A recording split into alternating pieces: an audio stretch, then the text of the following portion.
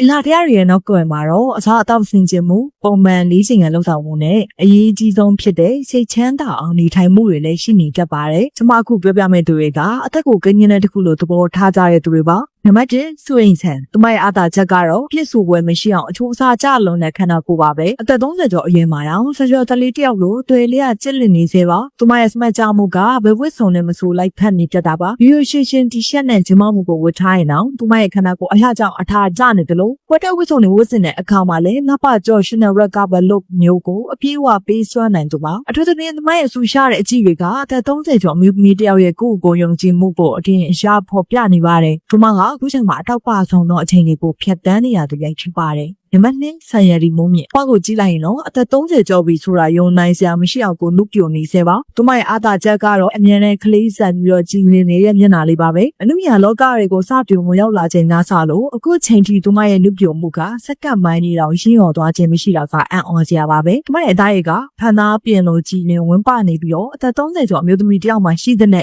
ရေးအကြောင်းတွေပြမန်းနဲ့မူတွေလုံးဝမတွေ့ရပဲအမြဲလန်းဆန့်နေတတ်ပါတယ်ဆန်ရည်မုံမြင့်ကလည်း fashion မိုင်းမှာရိုးရှင်းဆုံးတဲ့ကိနဲ့စောဖြစ်အောင်ဝတ်ဆင်တတ်သူပါရေတော့သူမရဲ့အလှတရားဟာပြမပိုင်းနေမဟုတ်ပဲစိတ်ငြိမ်စိတ်ထားအေးချမ်းမှုနဲ့ပျော်ပျော်ရွှင်ရွှင်နေထိုင်ဖြစ်တဲ့သူမရဲ့ပင်ကိုစရိုက်ကြောင်လည်းပါဝင်ပါတယ်အသက်အရွယ်ရဲ့တန်ခတ်မှုကိုအောင်မြင်စွာကြော်ဖြတ်နိုင်ခဲ့တဲ့ဆန်နီမုံမြင့်ကအသက်30ကျော်အမျိုးသမီးတွေအတွက်နုပြိုခြင်းရဲ့ပြရုပ်တစ်ခုအနေနဲ့အခုထိနေရာယူထားဆဲပဲဖြစ်ပါတယ်နံပါတ်3မေပကြီးသူမကမြမနုညာလောကမှာကိုပိုင်စတိုင်တစ်ခုနဲ့ရက်တည်နေပြီးထူးခြားတဲ့မိသမီးတူပါသူမရဲ့အားသာချက်ကတော့ပြည့်ဖြိုးပြီးဆက်ဆံမှုရှိတဲ့ကောက်ချောင်းအလားနဲ့အရာအလုံးကိုကြော်ဖြတ်နိုင်တဲ့ body confidence တော့ပဲဖြစ်ပါတယ်။သူမကပြပြကျမ်းမာတဲ့လူသမီးတယောက်ရဲ့အလားကဘလောက်ထိဩဇာရှိပြီးတော့ဆက်ဆံမှုရှိလဲဆိုတော့ကိုတက်တည်ပြနေသူပါ။သူမရဲ့ fashion ရွေးချယ်မှုတိုင်းကအသက်30ကျော်လူသမီးတယောက်မှရှိတဲ့မိမိကိုယုံကြည်မှုကိုအပြည့်အဝထင်ဟပ်စေပါတယ်။သူမရဲ့အလားကိုမို့တောက်ပစီတာကတော့သူမရဲ့ပွဲလေးမီဟန်ဆောင်မှုကင်းတဲ့ဇရိုက်ပါပဲ။မက်လီအချောဖို့သူမကလက်ရှိမှာကလေးညောင်မိခင်ဖြစ်နေပြီဆိုပေမဲ့လည်းအလားတရားကတော့ရောပါသွားခြင်းမရှိပဲပိုပြီးတော့ဝင်းပါလာတာကိုတွေ့ရမှာပါ။စုစုကအနုပညာလောကရဲ့စောင့်ဝင်တွေ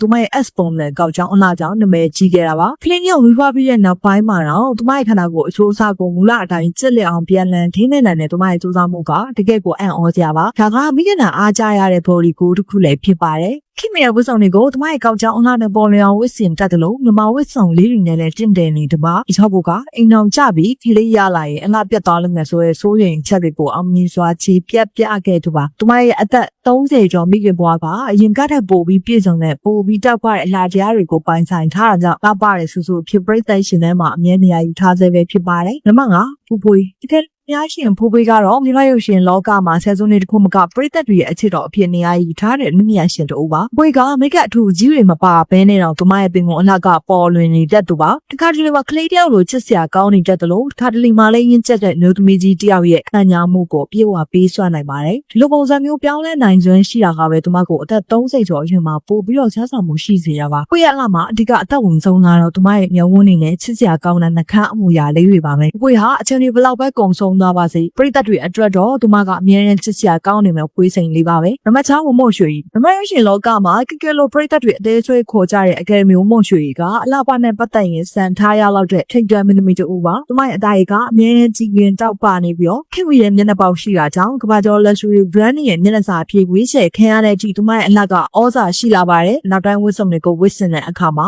တော့မော်တဲ့တယောက်လိုစမတ်ကြနေတာမျိုးမမဝတ်စုံလေးတွေကိုဝတ်ဆင်လိုက်တဲ့အခါမှာလေနန်းဆန်တဲ့မိန်းမလာလေးတယောက်လိုတင့်တန်လှပမိတတ်ပါတယ်အသက်30ကျော်ရင်ဘယ်လိုဝတ်ရမလဲဆိုတာကိုသူမကလက်တွေ့ပြသနေတဲ့ fashion icon တခုလည်းပဲဖြစ်ပါတယ်။ကိုမောင်ရွှေကအသက်ငယ်ဆိုတာကိုအလားတရားရဲ့အတားအဆီးတခုဖြစ်မခံမနဲ့ပုံမတောက်ပလာအောင်ဖန်တီးနိုင်ခဲ့တဲ့သူပါ။နံပါတ်9မိုးဟေကိုအသက်40ကျော်သွားပြီဖြစ်တဲ့မိုးဟေကိုဆိုရင်တော့အလားတရားအချိန်ကြာလေးပို့ပြီးတန်မိုးရှိလာလေတယ်ဆိုတာကိုသက်သေပြနေတဲ့သက်ရှိထင်ရှားတာတကားတစ်ခုပါပဲ။မိုးဟေကိုကအယံမောင်းမြင့်မာကြော်ရှင်သလိုသူမရဲ့ခန္ဓာကိုယ်အချိုးအစားကအသက်40အရွယ်မှာတော့ပျက်စီးသွားခြင်းမရှိပဲအလွန်ကိုစမတ်ကြနေသေးပါ။ဒါကနှစ်ပေါင်းများစွာစနစ်တကျထိန်းသိမ်းခဲ့တဲ့သူမရဲ့ဝိရိယကြောင့်ဖြစ်ပြီးတော့ဘလို fashion မျိုးကိုမဆို high fashion အဆင့်ထိရအောင်ဝတ်ဆင်နိုင်စွမ်းရှိသူပါ။မိုးကိုတင်ရှားတဲ့မျက်ခုံးမျက်လုံးနဲ့နှားတဲ့ပေါ်ပေါ်လွင်တွေကသက်ရွယ်ရလာတဲ့မျောပို့ပြီးတော့အနုမြာဆန်လာပါတယ်။သူရဲ့အေးစိမ့်တည်ငြိမ်ပြီးတော့ထဲဝါလုံးနဲ့အလှတရားကသက်ရွယ်ကြောင့်ဖြစ်ပေါ်လာတဲ့ရင်းကျန်ခြင်းနဲ့အတူအခုချိန်မှာတော့အတောက်ပေါအောင်ဆုံးသောအခြေကုန်ဖြတ်တန်းနေရတာပဲဖြစ်ပါတယ်။နံပါတ်8အိမ်နွားကျော်စင်တက်50နီးပါးရှိနေပေမဲ့အသက်30ပြိုဖြတ်လို့ထင်မှတ်ရအောင်အိုမင်းချင်းပြင်ဝင်ပြီးတော့လှပလုံးတွေကတော့အင်နာကျော်စင်ပါပဲ ပဲ။တို့မကမြန်မာအမျိုးသမီးတို့တရလုံးကအားကြရတဲ့ external beauty တင်ငယ်တာတစ်ခုဖြစ်ပြီးတော့အစားအသောက်အိတ်စိမ်နဲ့အသားရည်ထိမ့်သိမ့်မှုတွေကိုဆယ်စုနှစ်များစွာစနစ်ကျလှုပ်ဆောင်ခဲ့တာကြောင့်တို့မရဲ့အသားရည်က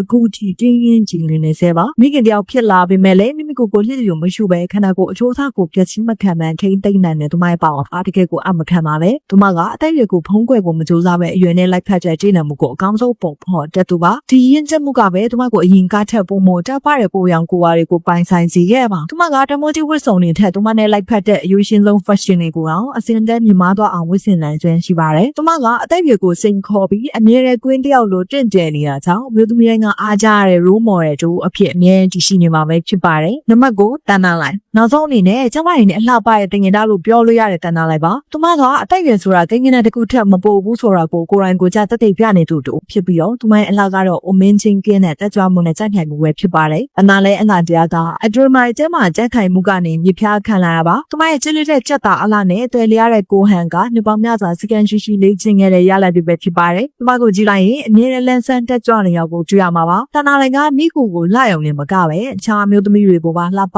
ကျမ်းမာလာအောင်လမ်းပြပေးနေသူပါအရွယ်တည်လူပြမှုအတွက်အစားအသောက်နဲ့နေထိုင်မှုပုံစံကဘယ်လောက်ထိအရေးကြီးတယ်ဆိုတာကိုအမြဲတမ်းမျှဝေပေးလေးရှိပါတယ်။ခုကျွန်မပြပြခဲ့တဲ့လူမယာရှင်ကိုရောဖလုံးကပုံမရင်းချက်တောက်ဖွားတဲ့ကိုရဲအေးတို့ဒီစောင့်နေသူတွေဖြစ်ပါတယ်။မိမိကိုယ်ကိုတန်မိုးထားပါယူဆိုင်ပါ။ဒါဆိုရင်တင်လိုက်တို့လိုပဲအချိန်တွေကိုအနိုင်ယူပြီးတော့ထာဝရလှပနေမှာပါရှင်။ဒီလိုမျိုးစိတ်ဝင်စားဖို့ကောင်းတဲ့လူမယာချင်းသတင်းတွေကိုဆက်ပြီးတင်ဆက်ပေးသွားမှာမို့လို့ကျွန်မတို့ရဲ့ channel လေးကိုအမြဲတမ်းပြန်စောင့်မျှော်ကြည့်ရှုပေးကြပါအောင်ရှင်။